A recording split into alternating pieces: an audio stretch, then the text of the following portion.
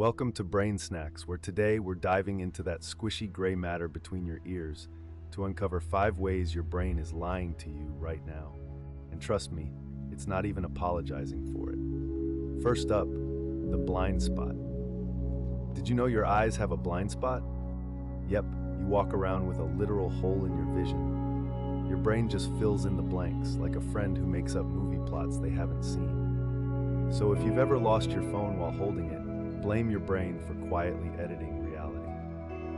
Next, let's talk about false memories.